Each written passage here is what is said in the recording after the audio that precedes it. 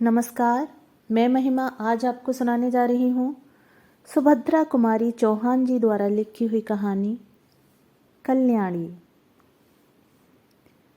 विवाह के बाद नववधू को लेकर जब बैरिस्टर राधा रमण घर लौट रहे थे तब रास्ते में ही एक रेल दुर्घटना हो गई। कई बाराती घायल हो गए। 2 का तो घटना स्थल पर ही अंत हो गया। मरने वाला एक लॉ का विद्यार्थी था और दूसरे थे स्वयं बैरिस्टर राधा रमण। मृत्यु के कुछ क्षण पहले एकाएक राधा रमण ने आंखें खोलकर चारों तरफ देखा। पास ही बैठे हुए अपने मित्र जय कृष्ण से कहा, कल्याणी को तुम्हें सौंपता हूँ। यह चाहे तो इसका विवाह भी कर देना, इसे कोई कष्ट न होने पाए। अधिक वह कुछ न बोल सके और उनका प्राणांत हो गया।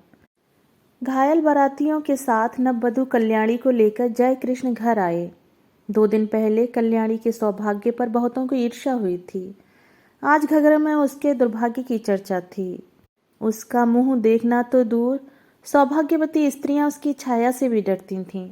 वे सोचती, यह स्त्री कितनी अभागी है कि इसके परिवार में तो कोई था ही नहीं। विवाह का कंगन भी न छूट पाया था और वैधव्य मुंह बाए निगल जाने को खड़ा था। वरना क्या उसी दिन उसी ट्रेन में रेल दुर्घटना होनी थी। कुछ भी हो, घर घर बड़ी बूढ़ी स्त्रियों में यही चर्चा थी कि अपने सत्यानाशी पैरों से जिस घर जाएगी उसी घर में कोई दिया जलाने वाला न रह जाएगा। धीरे धीरे यह बात जय कृष्ण की पत्नी मालती ने भी सुनी। पति और संतान के लिए हिंदू नारी क्या नहीं कर लेती। उसके कल्याण के लिए अपना तन मन सभी कुछ निछावर कर सकती है प्रसन्नता से। और जिस बात में उनके किंचित मात्र भी अहित की शंका होती है वह काम हिंदू नारी कभी भी नहीं कर सकती। मालती का जी अंदर ही अंदर घबरा उठा। वह क्या करे। उसे तो अभागिन कल्याणी पर भी दया आती थी, किंतु जिस दिन जय कृष्ण का जरा सिर दुखता था, बच्ची उपमा जरा भी अनमनी हो जाती, उस दिन ऐसा जान पड़ता जैसे कल्याणी का दुर्भाग्य मुंह खोले उसे निगलने को दौड़ा आ रहा है। वह उपमा को यह अपनी चाची कल्याणी बहुत अच्छी लगती थी। कल्याणी के आने के बाद उपमा सदा उसी के पास खेलती रहती, उसी के हाथ से नहाती और दूध पीती। रात में सो जाने के बाद ही मालती उसे ले जा सकती थी। वह बालिका जागते में अपनी चाची को छूना ही नहीं चाहती थी। मालती को यह बात पसंद नहीं थी। वह नहीं चाहती थी कि उपमा उससे इतनी हिल मिल जाए। दबी जबान में उसने कई बार पति से कहा, कल्याणी को कहीं भेज दो। किसी की जवान विधवा आज 6-6 महीने से अपने घर में है, लोग क्या कहते होंगे। और जय कृष्ण सदा हंसी में टाल देते, तुम क्यों घबराती हो, कहने वाले मुझे ही तो कहेंगे, विधवा जवान हो या बूढ़ी, तुम्हें तो कोई कुछ भी न कहेगा। किंतु जिस बात से मालती सबसे अधिक डरती थी वह बात जय कृष्ण से कभी न कह सकी। वह कैसे कहे कि वह भी इन बूढ़ियों की बात पर विश्वास करती है। उसे रात दिन अपने पति और बच्चे की अमंगल की आशंका बनी रहती है। धीरे धीरे 7 महीने बीत गए और जय कृष्ण कुछ भी निश्चय न कर सके कि वे कल्याणी के लिए क्या करें। एक दिन नगर के किसी प्रतिष्ठित व्यक्ति के मर जाने से ऑफिस बंद हो गया और वे समय से बहुत पहले घर आ गए। नीचे कोई न था। ऊपर उपमा की आवाज आ रही थी। सोचा वे लोग ऊपर ही होंगे। ऊपर गए, सीढ़ियों पर चढ़ते ही देखा कल्याणी नहाकर बाल सुखा रही है। खूब लंबे घने काले केशों के बीच गोरा गोरा मुंह बिल्कुल चांद सा लग रहा था। बड़ी बड़ी आंखों में एक विशेष प्रकार का आकर्षण था। ऐसा सौंदर्य तो जय कृष्ण ने कभी नहीं देखा था। अंग प्रत्यंग से यौवन जैसे फूटा सा पड़ता था। क्षण भर निहारने का लोभ जय कृष्ण स्मरण न कर सके। और तभी कल्याणी की नजर जय कृष्ण पर पड़ी। उसने सिर ढक लिया। लज्जा की लाली उसके चेहरे पर दौड़ गई। उसका सौंदर्य दूना हो गया। इधर जय कृष्ण का अधीर मन बेकाबू हो चला। वे अब सीढ़ियों से ऊपर जाकर कुर्सी पर बैठ गए। कल्याणी से बोले, मुझे तुमसे कुछ बात करनी है कल्याणी। कल्याणी मरी जा रही थी। वह नहीं चाहती थी कि जय कृष्ण उससे ऐसे समय में कोई भी बात करें जब मालती घर में नहीं है। बात चाहे कुछ भी न हो, पर मालती को संदेह जरूर होगा, यह कल्याणी जानती थी। वह इसलिए चुप थी। पर जय कृष्ण फिर बोले। उनकी आवाज भारी और स्वर कांप रहा था। कल्याणी, मृत्यु के समय राधा रमण तुम्हें मेरे हाथों सौंप गए हैं। मेरा कर्तव्य तुम्हें सुखी बनाना है, किंतु सुख का मार्ग तुम्हें ही निश्चित करना होगा। कल्याणी ने आंखें उठाकर जय कृष्ण की तरफ देखा, किंतु देख न सकी। उनकी आंखों में उसने कुछ देखा।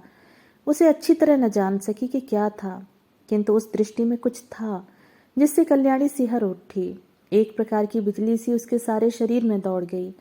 यह उसका पहला अनुभव था। कल्याणी ने कहा, आप जो ठीक समझें करें, मैं कुछ नहीं जानती। अच्छा होता कि आप बहन जी के आने पर मुझसे बातें करते। वे सुशीला बहन जी के घर गई हैं। अच्छा, उनके आने पर ही मैं बात करूंगा, कल्याणी कहते हुए जयकृष्ण बाहर चले गए। मालती को यह बात मालूम होगी या स्वयं कल्याणी कह देगी, किंतु अगर आते ही उपमा ने कह दिया कि बाबू चाची के पास ऊपर बैठे थे तो तुरंत तूफान खड़ा हो जाएगा। इसलिए कल्याणी उसे कहानी कहकर बहलाने लगी। कल्याणी को लेकर कभी घर में तूफान खड़ा हो जाता तब उसका जी चाहता था कि धरती फटे, वह समा जाए उसमें। वह नहीं चाहती थी कि वह उनके सुखमय जीवन में विषाद का कारण बने, इसलिए सबसे छिपी छिपी रहती थी। वह यही चाहती थी कि किसी को उसके अस्तित्व का पता न लगे। अभागिन नारी जिसे परमात्मा ने सौंदर्य देते समय इतनी उदारता दिखलाई थी, उसके भाग्य में सुख का एक क्षण भी न लिखा था। सुशीला के यहाँ मालती को बहुत सी बातें सुनने को मिली। सुशीला की सास ने यहाँ तक कहा, दुल्हन, तुम्हें तो अभी अच्छा लगता होगा, सहेली मिल गई है, पर वह कुलच्छनी है, तुम्हारा घर भी चौपट कर देगी। उस छूत को निकाल बाहर करो। मालती निश्चय करके लौटी थी कि आज वह जयकृष्ण से जरूर कहेगी कि अब वह कल्याणी को अपने घर में नहीं रख सकेगी। बहुत दिन रह चुकी। लौटते ही उसने देखा कि जयकृष्ण कमरे में लेटे अखबार पढ़ रहे हैं। उसने अंदर आकर घंटी की बटन दबा दी। उपमा सो गई थी। कल्याणी नीचे आई। मालती ने उसे चाय तैयार करने को कहा। सोचा चाय पीने के बाद कहूंगी, किंतु रहा न गया। दफ्तर पहुंची। जयकृष्ण ने अखबार रख दिया। पत्नी का वे बहुत आदर करते थे। मालती पास जाकर बैठ गई। बोली, मैं अभी सुशीला के घर गई थी। सब लोग इस बात से बहुत असंतुष्ट हैं कि हम लोग कल्याणी को अपने घर में रखे हुए हैं। वे लोग कहते हैं कि उसे कहीं और भेज देना चाहिए। जयकृष्ण की भ्रिकुटी टेढ़ी हो गई। उन्होंने कहा, तो जाकर उसे हाथ पकड़कर निकाल दो। उनके स्वर में रूखापन था। उन्होंने करवट बदल ली। मालती चुपचाप चली गई। उसने सोचा, जान पड़ता है कि यह जीवन भर के लिए यहाँ आई है। कल्याणी चाय तैयार करके चाय की मेज पर सजाकर ऊपर चली गई। चाय पीते पीते जयकृष्ण ने पत्नी से कहा, जिसे ईश्वर ने ही कष्ट देने में कोई कसर नहीं की, उसे हम और क्या कष्ट दें। मरते समय राधा रमण उसे मेरे हाथों सौंप गए हैं। कुछ दिन और बीत जाने दो। 1 साल के बाद वह जो कहेगी, जो चाहेगी वही कर देंगे। पढ़ना चाहती है तो वहाँ भेज दूंगा। चाहेगी तो उसका पुनर्विवाह भी कर सकते हैं, पर वह मुझे या तुम्हारी बच्ची को नहीं खा सकती। बेफिक्र रहो। लोग कहते हैं बकने दो। दुनिया में हर किसी को प्रसन्न रखने की कोशिश करने वाला किसी को भी प्रसन्न नहीं रख सकता। मालती बोली, मैं यह नहीं कहती कि उसे आज ही कहीं भेज दो, पर 15 दिन बाद मुझे माँ के घर जाना पड़ेगा। मेरी भतीजी का ब्याह है। कल्याणी यहाँ अकेली रहेगी। जयकृष्ण बोले, अकेली क्यों रहेगी, उसे भी साथ ले जाना। मालती ने उत्तर दिया, साथ कैसे ले जाऊंगी। सगुन साहित्य के दिन लड़की पर इसकी छाया पड़ी तो लोग तो बड़ी बूढ़ी विधवा की छाया से भी हल्दी चढ़ी लड़की को बचाते हैं। फिर जान न पहचान ऐसी स्त्री को जबरदस्ती उनका मेहमान क्यों बनाऊं, उन्हें अच्छा न लगे तो। जयकृष्ण खींचकर बोले, तो फिर कल्याणी यहीं रहेगी। बुधिया की माँ को दिन भर रहने को कह देना, उसे कुछ और पैसे दे दिए जाएंगे। न चाहते हुए भी आखिर एक दिन कल्याणी को घर में अकेली छोड़कर मालती को जाना पड़ा। जाते समय बुधिया की माँ को उसने अच्छी तरह समझा दिया कि बाबूजी को खाना वही परोसेगी। कल्याणी से भी कह दिया था कि वह बाबूजी से जैसा पर्दा करती है वैसे ही करती रहे, और बुधिया की माँ रात दिन यहीं रहें। मालती चली गई। अब जयकृष्ण प्रायः देर से आते और जल्दी लौट जाते। कभी कभी वे दफ्तर जाते ही नहीं। यह बात ध्यान देकर कल्याणी ने देखी। बुधिया की माँ जो चौकीदारी पर नियुक्त थी वह कुछ समझ न सकी। पहले ही दिन खाना परोसने गई थी। जयकृष्ण की एक डांट लगते ही लौटकर बोली, बहू तुम ही परोसे, मुझसे न बनेगा। बाबूजी खूंसट हैं। कल्याणी को खाना परोसकर खिलाना ही पड़ा। यही तो जयकृष्ण चाहते थे। खाना खाते खाते जयकृष्ण बोले, कल्याणी तुमने अपने भविष्य के विषय में क्या निश्चित किया है, कुछ कहोगी। कल्याणी संकोच के साथ बोली, मैं क्या निश्चित करने लायक हूँ, मुझे दुनिया का अनुभव ही क्या है। गांव में विधवा मौसी के साथ रहती थी। एक दिन वहीं सुना कि मेरा विवाह होने वाला है। किससे होने वाला है नहीं जानती थी। फिर आप लोग ब्याहने आए और जो कुछ हुआ सब आपके सामने है। तब से आपके ही आश्रय में हूँ। आपको छोड़कर, आपके इस घर को छोड़कर कहीं कोई मेरा अपना नहीं है। सुना है विधवा मौसी भी अब इस संसार में नहीं है। फिर मैं क्या निश्चय करूं, आप ही कहिए। जय कृष्ण बोले, शादी होना ना होना दोनों बराबर हैं। पति की तुमने अच्छी तरह शायद शक्ल भी नहीं देखी होगी। पुनर्विवाह करना चाहोगी? कल्याणी बोली, पुनर्विवाह? विवाह से सुख मिलने वाला होता तो मेरे पति उसी दिन रेल से कटकर न मर जाते। कहकर ठंडी सांस ली। जय कृष्ण ने कहा, तुम्हारा यह ख्याल गलत है कल्याणी। जो कुछ होना होता है होकर ही रहता है। इसमें न तुम्हारा दोष है न तुम्हारे भाग्य का। मेरा तो विश्वास है कि जिस ईश्वर ने तुम्हें इतना रूप दिया है वह सुख भी देगा। हाँ, मार्ग तुम्हें स्वयं निश्चित करना है। तुम चाहो तो मैं तुम्हें पढ़ने के लिए किसी पाठशाला में भेज दूं। कल्याणी को हंसी आ गई। बोली, अब मैं बूढ़ी होने जा रही हूँ, छोटी छोटी लड़कियों के साथ बैठकर कैसे पढ़ूंगी? और पढ़ना आएगा भी मुझे? मैं तो निरी मूर्ख हूँ। यह हंसी न थी, बिजली कौन गई थी। जय कृष्ण ने कल्याणी को आज तक कभी हंसते न देखा था। वे सिर से पैर तक सिहर उठे। बहुत संभल कर बोले, कोशिश करने से सब कुछ आता है कल्याणी। फिर तुम खूब सोच विचार कर मुझसे शाम को अपना निश्चय कहना। शाम को भोजन के बाद रात को बहुत देर तक कल्याणी और जय कृष्ण बातें करते रहे। पहरे पर नियुक्त बुढ़िया पड़ी हुई खर्राटे भर रही थी। कल्याणी ने कहा, पति को मैं प्रेम न कर सकी, क्योंकि संयोग और वियोग में केवल 2 ही दिन का तो अंतर था।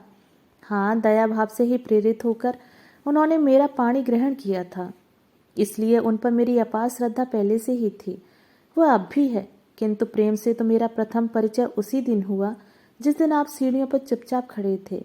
आप विश्वास मानिए कि आपको मैं जितने श्रद्धा भाव से देखती हूँ उतना ही आपसे प्रेम भी करने लगी हूँ। फिर भी आपके साथ मेरा पुनर्विवाह असंभव है। क्यों कल्याणी, तुम्हें आपत्ति क्या है? भर्राई हुई आवाज में जय कृष्ण ने पूछा और कल्याणी के हाथ अपने हाथ में ले लिए। कल्याणी ने तुरंत अपना हाथ छुड़ा लिया और संदिग्ध दृष्टि से जय कृष्ण की ओर देखा। जय कृष्ण को अपनी भूल मालूम हो गई। दोनों कानों में हाथ लगाकर बोले, भूल स्वीकार करता हूँ, अब कभी नहीं होगी। फिर कुछ रुक कर कहा, कल्याणी तुम मुझसे कभी न डरना। तुम्हारी इच्छा के विरुद्ध मैं तुम्हें कभी न छूऊंगा। पर यह बताओ कि जब पुनर्विवाह करने में तुम्हें कोई आपत्ति नहीं है और तुम मुझसे प्रेम भी करती हो, तब तुम्हारा पुनर्विवाह मेरे साथ क्यों असंभव है? असंभव इसलिए है कि आप विवाहित हैं, कल्याणी ने निश्चय के स्वर में कहा। जय कृष्ण ने कहा, पर हिंदू शास्त्र के अनुसार एक पुरुष कई विवाह कर सकता है। फिर तुम अब सौभाग्य मुझे ही क्यों नहीं दान करती जो किसी दूसरे को मिलने वाला है? छी छी, कल्याणी बोली, आप क्या समझते हैं कि मैं किसी और से विवाह करूंगी? यह कभी नहीं होगा। मैंने एक बार जिससे प्रेम किया उसी से प्रेम करती हुई मिट जाऊंगी। हिंदू नारी प्रेम करना जानती है, वह प्रेम का प्रतिदान नहीं चाहती। मैंने प्रेम किया, करती रहूंगी। यह बात दूसरी है कि प्रेम की प्रतिमा तक मेरी पहुंच ना हो सकेगी, और यह तो अपना अपना भाग्य है। कहती हुई एक दीर्घ निश्वास के साथ कल्याणी ने जयकृष्ण की ओर देखा। जयकृष्ण ने कहा, कल्याणी तुम अपना ही अपना देखोगी या मेरा कुछ ख्याल करोगी? मैं पागल हो जाऊंगा। तुम्हारे बिना अब तो मुझसे एक पल भी नहीं काटा जाता, किंतु फिर भी तुम निश्चित रहना, मैं तुम्हें कभी हाथ नहीं लगाऊंगा। जब तक तुम्हारी आज्ञा न होगी, आधी रात को भी तुम मेरे पास उतनी ही सुरक्षित रह सकती हो जैसे सगे भाई के पास, क्योंकि मैं अधम नहीं हूँ, तुमसे प्रेम करता हूँ, तुम्हें पाने का इच्छुक हूँ, पर सत्य मार्ग से, कुमार्ग से नहीं। कल्याणी बोली, ना मैं अपना कुछ देखती हूँ ना आपका। सच यह है कि मैं मालती जी के सौभाग्य पर कुठाराघात नहीं कर सकूंगी। उन्होंने मुझे कुछ समय में आश्रय दिया है। जो कुछ बन सकेगा भला करूंगी। उनकी बुराई मुझसे न हो सकेगी। उनके भले के लिए मुझे अपना बलिदान भी करना पड़े तो सहर्ष कर दूंगी, मगर उनकी जिंदगी में कांटा बनकर न रहूंगी। पर मेरा जीवन कंटक में बना दोगी? कहते हुए जयकृष्ण ने ठंडी सांस ली और सतृष्ण नेत्रों से कल्याणी की ओर देखा। कल्याणी ने कहा, यह सब मानसिक विकार हैं, कुछ दिनों में अपने आप दूर हो जाएगा। आप समझते हैं मुझे कम कष्ट हो रहा है? मैं नारी होकर भी सब कुछ सहने को तैयार हूँ। आप तो पुरुष हैं, कठिनाइयों से लड़ने के लिए ही आपका जीवन है। मैंने मालती जीजी को पत्र लिख दिया है, वे आती ही होंगी। उनके आते ही मैं आपसे विदा ले लूँगी। विदा से पहले एक भिक्षा मांगती हूँ, केवल आपके चरणों की धूली, और मैं कुछ नहीं चाहती। आप मेरे देवता हैं। जयकृष्ण के पैरों के नीचे से जैसे धरती खिसक गई हो। घबरा कर बोले, तुमने मालती को पत्र कब लिखा और क्या लिखा? लिखने से पहले मुझसे पूछा क्यों नहीं? कल्याणी बोली, मैंने और कुछ नहीं लिखा, यही लिखा है कि उपमा के बिना अब बहुत बुरा लगता है, तुम जल्द से जल्द चली आओ। और लिखती भी क्या आपके साथ मेरा अकेला रहना उचित नहीं? हम दोनों एक दूसरे से प्रेम करते हैं, न जाने किस दिन क्या हो जाए, और मैं नहीं चाहती कि हमारे बीच में कोई भी ऐसी बात हो जिसे कलंक का स्वरूप दिया जा सके। जो कुछ तुमने किया ठीक ही किया कल्याणी, सो जाओ, रात बहुत हो चुकी है। और उठते हुए कल्याणी ने झुककर जयकृष्ण के पैरों को माथे से लगा लिया। जयकृष्ण बहुत उद्विग्न थे। कल्याणी ने ऊपर जाकर दरवाजे बंद कर लिए। जयकृष्ण खाट पर पड़े करवटें बदलते रहे, उन्हें नींद नहीं आई। दूसरे ही दिन मालती दोपहर की ट्रेन से आ पहुंची।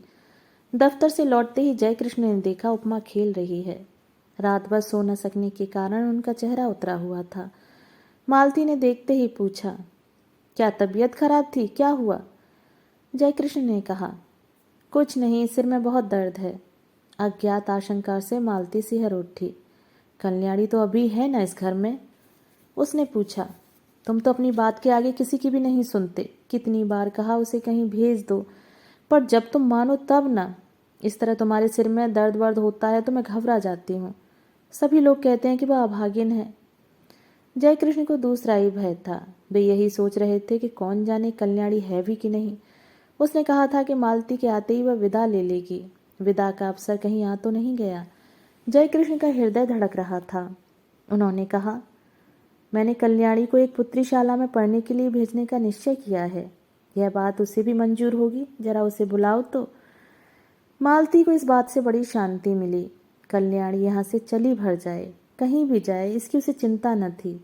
उसने घंटी बजाई, पर कोई ऊपर से न आया।